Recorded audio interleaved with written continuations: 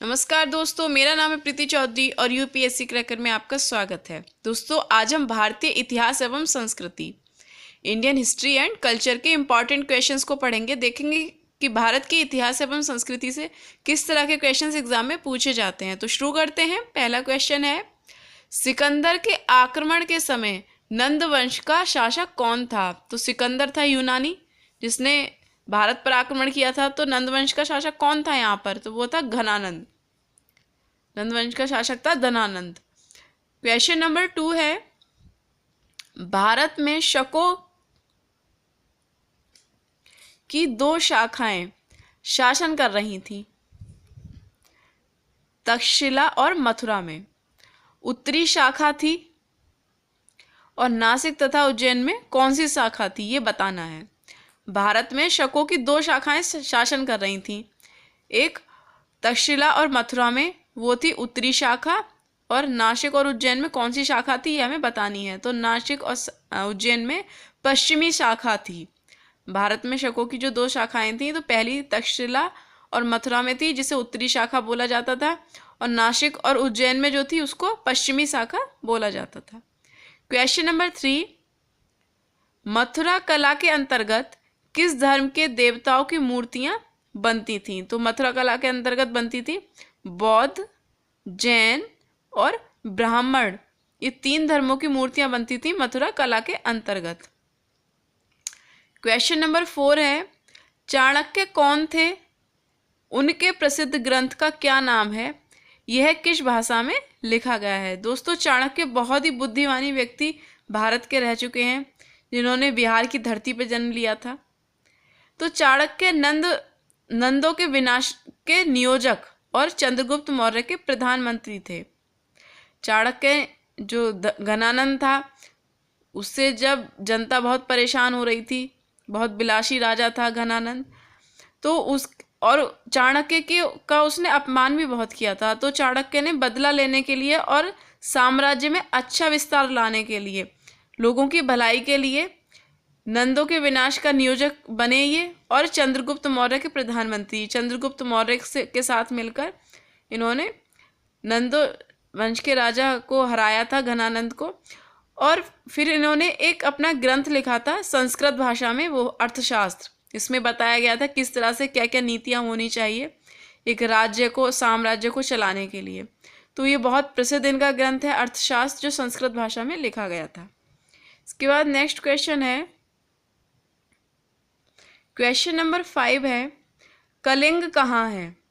किस मौर्य नरेश ने कलिंग का युद्ध लड़ा था? तो दोस्तों, कलिंग महानदी और गोदावरी के बीच में पड़ता है, उड़ीसा का ही भू क्षेत्र था, है मतलब आज भी है ये।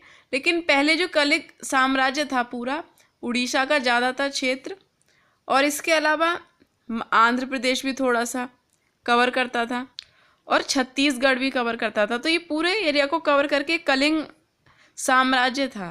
दोस्तों, चंद्रगुप्त मौर्य, उसके बाद बिंदुसार, उसके बाद अशोक, ये 3 एक ही मौर्य वंश के शासक थे। चंद्रगुप्त मौर्य का बेटा था बिंदुसार और बिंदुसार का बेटा था अशोक।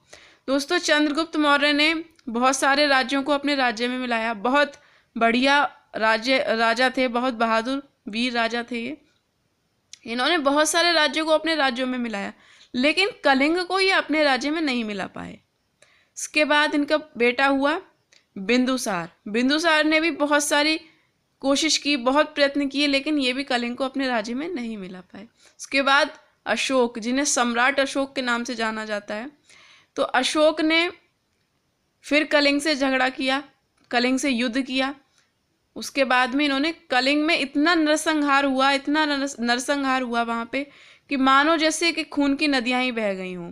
इतना बड़ा नरसंहार देखकर अशोक का मन बिछड़ गया, उनका मन बेचैन हो गया वो सारी चीज़ें देख के। उसके बाद उन्होंने युद्ध को त्यागने का निर्णय ले लिया, और उसके बाद वो बौद्ध धर्म के अनुयायी बन गए थे अशोक। तो अशोक महान थे जिन्होंने कलिंग का युद्ध लड़ा था।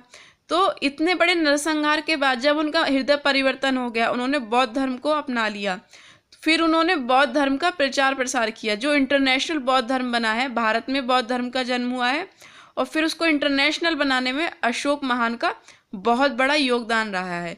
तो जब अशोक ने बौद्ध धर्म को अपना लिया, नए नए रूल्स बना दिए, लोगों के हित के बारे में ज़्यादा से ज़्यादा सोचना शुरू कर दिया, नई नई पॉलिसी लेके आए वो तो, और अपने बेटे को भी श्रीलंका भेजा था उन्होंने बौद्ध धर्म के प्रचार में।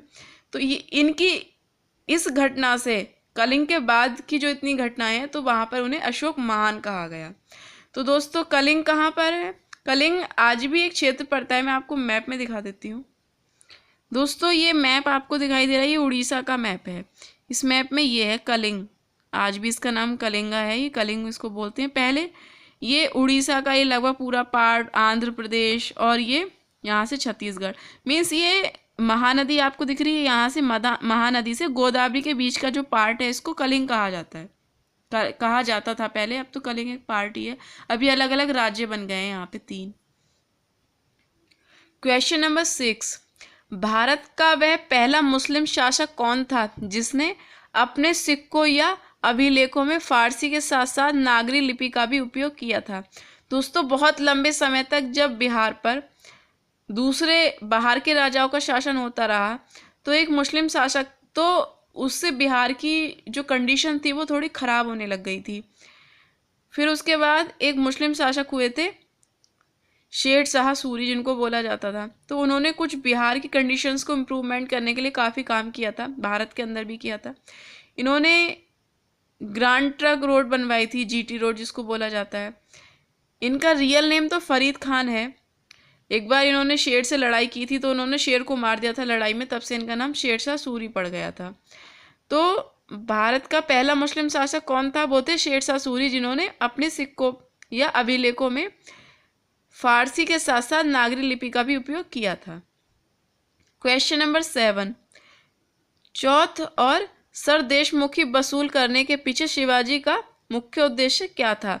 तो वे अपने वित्तीय स्रोतों का अनुपूरक चाहते थे, मतलब वो फाइनेंशियली मेंटेन रखना चाहते थे अपने आप को, इसलिए उन्होंने चौथ और सरदेशमुखी वसूलना शुरू किया था, ताकि सही समय आने पर उन्हें किसी तरह की वित्तीय प्रॉब्लम ना हो, जो वो देश के हित में काम कर रहे थे। क्वेश्चन नंबर 8, विजयनगर नरेश कृष्णदेव राय की रचना अमुक्त माल्यद का वर्ण विषय क्या था? दोस्तों विजयनगर साम्राज्य के एक राजा थे कृष्णदेव राय। उन्होंने एक पुस्तक लिखी थी अमुक्त माल्यद।